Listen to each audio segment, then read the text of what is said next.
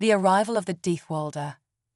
The students of Galactic High had seen many strange things in their time. Creatures of all shapes, sizes, and elements had passed through the halls, but none had caused as much stir as the arrival of an Earthling. Zorath, a sleek, grey-scaled student with large, piercing eyes, was the first to hear the news during their weekly zero-gravity meditation class.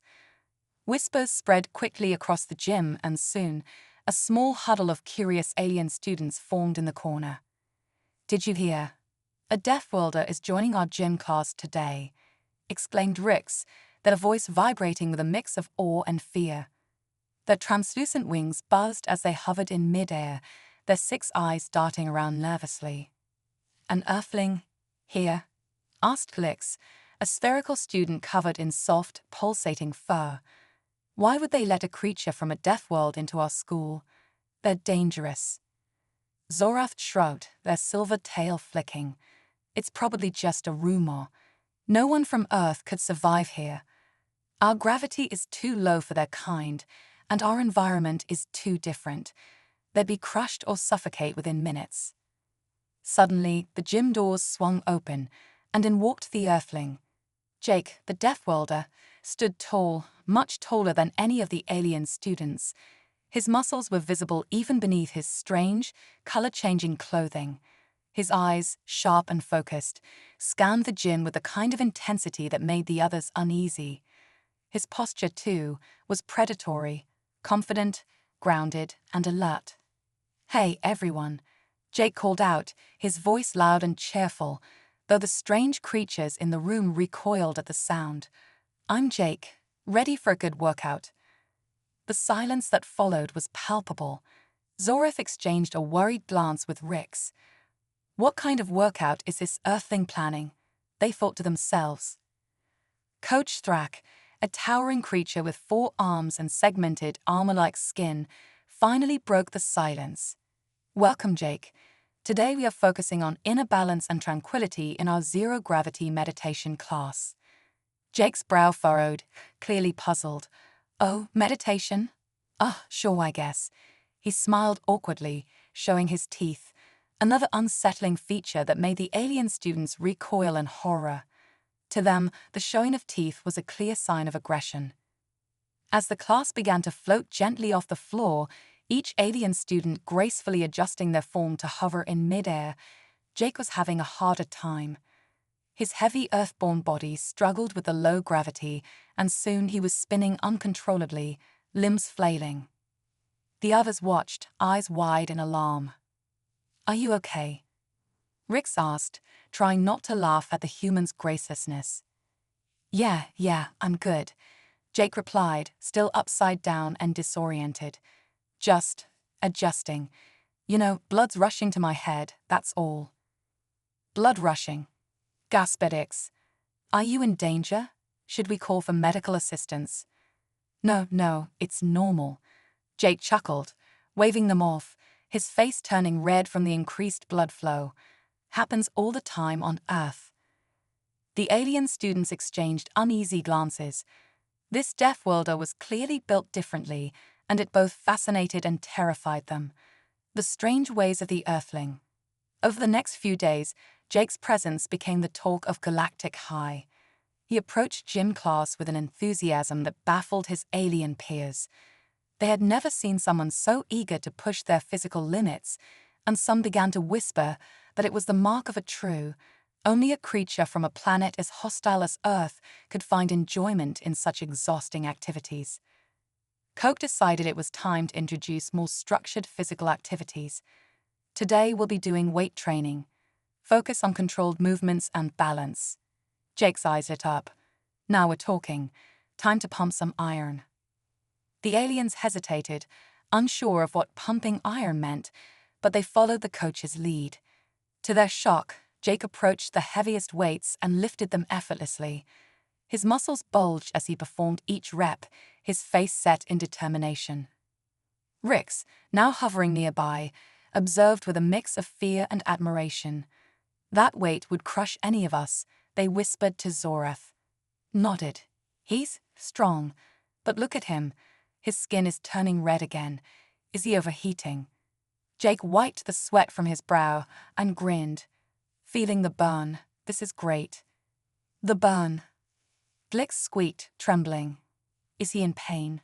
Why is he smiling while his body is clearly malfunctioning? No, Jake explained, still breathing heavily. It's just a human expression.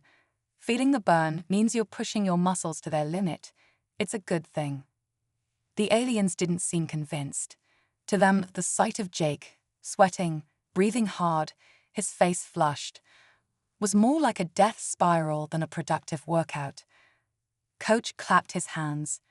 All right, next is flexibility training. The students moved to various mats, stretching their bodies in ways only their alien physiology allowed. Zorath easily coiled their long, serpentine body, while Rix bent into impossible angles with their double-jointed limbs. Meanwhile, Jake struggled to touch his toes. Rix floated over with a teasing grin. Having trouble there, Deathworlder? Jake grunted, stretching as far as he could. Just giving you guys a head start. Don't want to show off too much. Rix snickered, amused by the Earthling's bravado. They had to admit, despite his clumsiness and strange habits, Jake was growing on them. A challenge of strength. One day, Coach Thrak decided it was time for a team activity, a game of Galactic tag. Jake's eyes lit up when he heard the word tag. Oh, I love tag. On Earth, it's one of our favorite games, he exclaimed, eagerly bouncing on his toes. But has Jake explained the rules? A game of chase where one person is it and must catch the others, the alien students began to grow concerned.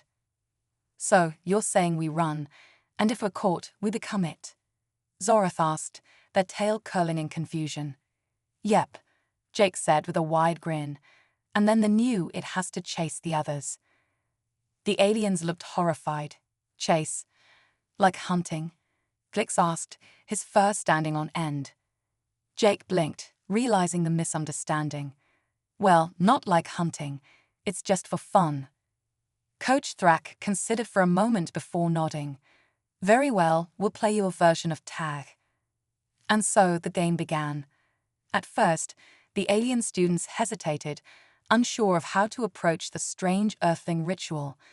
But as Jake darted around, laughing and tagging his classmates, they slowly started to get into the spirit of the game.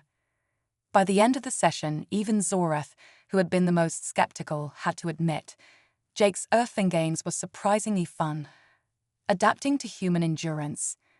The next few weeks at Galactic High brought a mix of fascination, fear, and curiosity as Jake, the Earthling, continued to challenge the expectations of his alien classmates. The gym class had slowly started to adapt to his presence, but his strange habits and seemingly endless energy still left many of them confused. It was during a fitness test that Jake's endurance truly stunned the others. Coach Thrak had organized a timed relay event that involved the students flying, slithering, or gliding from one end of the gym to the other. For the aliens, this test focused on short bursts of energy, which was the norm for their physiology. But for Jake, whose human body was built for long-distance stamina, the test became an unexpected showcase of his endurance. As the race began, Zorath darted forward, their sleek, serpentine body propelling them across the floor. Rix followed suit, buzzing through the air with their iridescent wings. Blor, a blob-like creature, oozed forward at an impressive speed for someone without limbs. The alien students all moved quickly, using short bursts of energy, but soon grew tired and had to rest between rounds. Then there was Jake. From the very beginning, Jake started running with steady, rhythmic strides. His movements were slower than the aliens' initial bursts of speed, but as the race progressed, something strange happened. While the aliens panted and paused for breaks, Jake kept going, his pace steady, his breathing controlled. He passed them one by one, lapping the students who had been faster at the start. How is he still going? Rix asked, astonished, as they hovered above the track, watching Jake jog by, seemingly unaffected by the fatigue that plagued the rest of them. He's a Deathworlder, Zorath replied, their eyes wide. His body must be designed to survive extreme conditions. Coach Thrak, who was observing the race with growing interest, called out to Jake, "Earthling, you've been running for 3 rounds without stopping. Are you not tired?" Jake grinned, barely out of breath. "Nah, coach. On Earth, we do marathons, run for hours without stopping. This is just a warm-up." The alien students stared in disbelief. The idea of running for hours was unimaginable to them. Their bodies weren't built for long endurance. They thrived on quick, efficient energy use. But Jake's body seemed to be designed for the opposite: slow, steady endurance that allowed him to keep going long after they'd stopped. As the race came to an end, Jake jogged to a stop, barely breaking a sweat. His classmates, on the other hand, were sprawled across the gym floor, panting and exhausted. "You are a machine," Blore gurgled, their gelatinous form trembling with exhaustion. Jake laughed and gave Blore a friendly pat on the back, which caused the blob-like alien to quiver even more. "Nah, just human.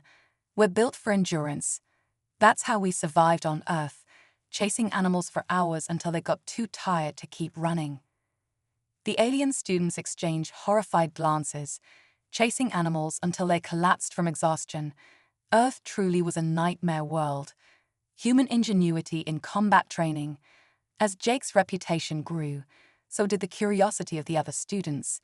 His gym class adventures became the talk of the school, and soon Coach Thrak decided it was time to introduce Jake to another aspect of their curriculum: combat training. The alien students were skilled in various forms of physical and mental combat, from telepathic duels to gravity manipulation. But Jake's combat style was unlike anything they had ever seen. "Today, we'll be practicing non-lethal combat techniques," Coach Thrak announced. "Each student will demonstrate a species' unique fighting abilities." Zorath was the first to step forward, demonstrating a swift, serpentine strike that could knock an opponent off balance. Rix followed with a dazzling aerial maneuver, zipping through the air and performing rapid dive-bomb attacks that left their opponents disoriented.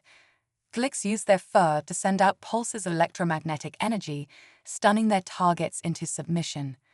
Then it was Jake's turn. "All right, Earthling," Coach Thrak said, crossing his arms. "Show us what you've got." Jake nodded, stepping into the center of the gym. "So, on Earth, we have this thing called martial arts. It's all about using your opponent's movements against them. I'll demonstrate." He squared off against Zorath, who had volunteered to spar with him. The serpentine alien slithered forward, aiming a strike at Jake's midsection, but Jake was faster than he looked. He sidestepped the attack, grabbed Zorath's tail, and used their own momentum to flip them onto the mat. The class gasped. Zorath, stunned but uninjured, stared up at Jake in shock. "See," Jake said, grinning, "it's not about strength. It's about using your opponent's movements to your advantage." The class watched in awe as Jake demonstrated several more moves: blocks, counters, and throws, all designed to neutralize his opponent without causing harm. Coach Thrak nodded thoughtfully. "Impressive.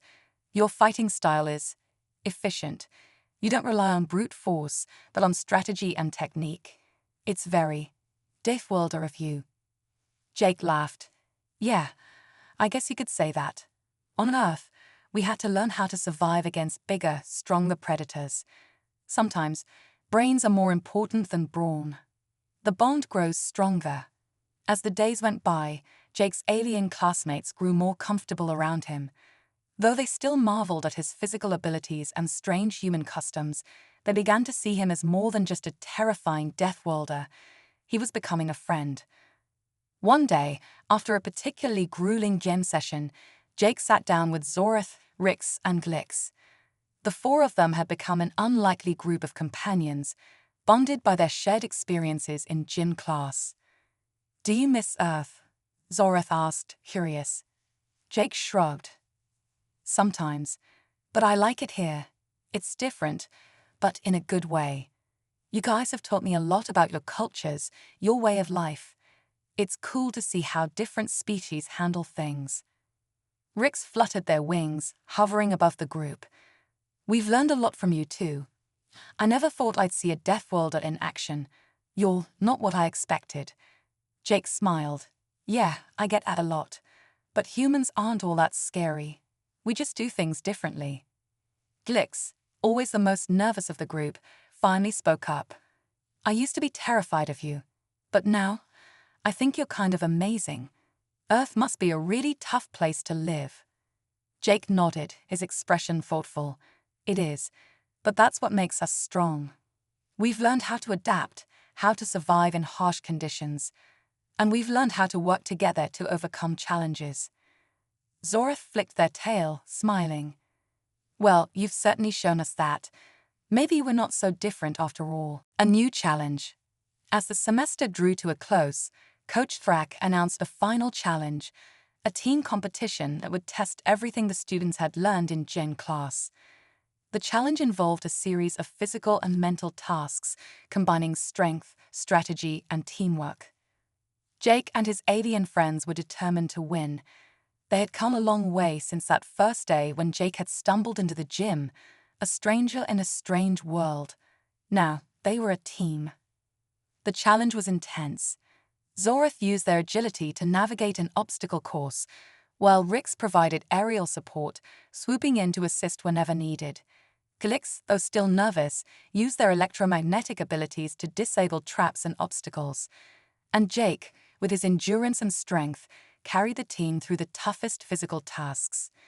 In the final round, the team faced a puzzle that required both physical strength and mental strategy. Working together, they solved the puzzle just in time, securing their victory. As the team celebrated their win, Coach Thrak approached them, his many eyes gleaming with pride. You have all done well. This challenge was meant to test your limits, and you have surpassed my expectations. Jake, you have shown us the strength of a Deathworlder, but more importantly, you have shown us the power of teamwork and friendship. Jake grinned, looking around at his friends. Thanks, Coach.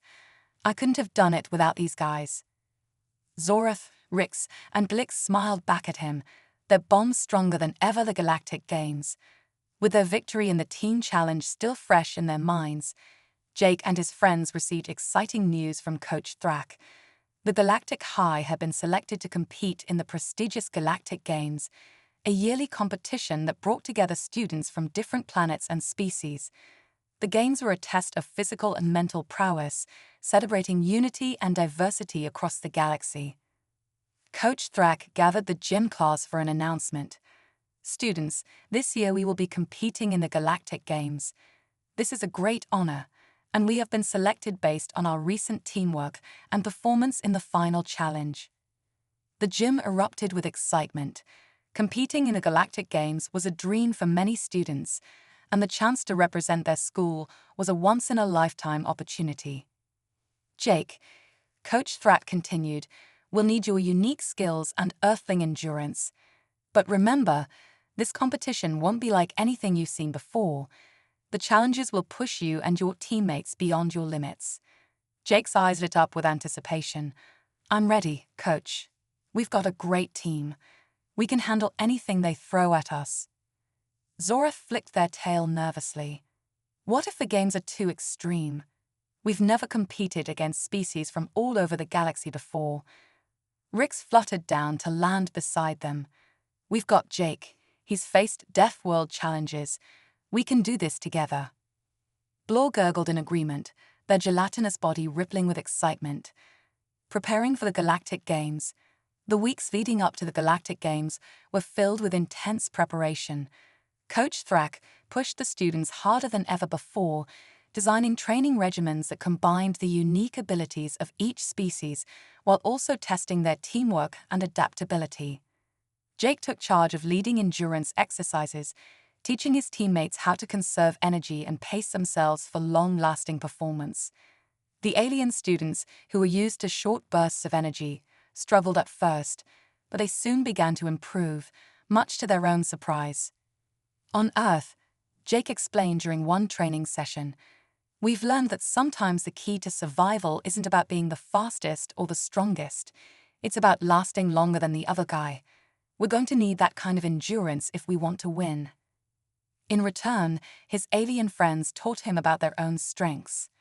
Zorath helped Jake refine his agility, showing him how to make quick, serpentine movements to dodge obstacles. Rix taught him to rely on his senses, especially in unfamiliar environments. Blore, with their adaptable form, showed Jake how to use fluidity to his advantage. The training was grueling, but the bond between the team members continued to grow stronger. They had come a long way since their initial awkward encounters in the gym. The opening ceremony, the day of the Galactic Games, finally arrived. Galactic High's team, led by Coach Thrak and composed of Jake, Zorath, Rix, Blore, and Glix, stood proudly in their matching uniforms. As they stepped onto the field of the massive arena, the sight took Jake's breath away. Thousands of spectators from across the galaxy had gathered to watch the games, their cheers echoing across the stadium. The other teams arrived, each representing a different planet or species. Some were large and intimidating, towering over Jake and his friends, while others were small and agile, moving with lightning speed. There were creatures of all shapes and sizes, many of which Jake had never seen before. The opening ceremony was a spectacle of lights and music, celebrating the diversity of the galaxy. Jake couldn't help but feel a sense of awe and excitement. This was the moment they had been training for. As the ceremony concluded, a holographic figure appeared in the center of the stadium, announcing the start of the games.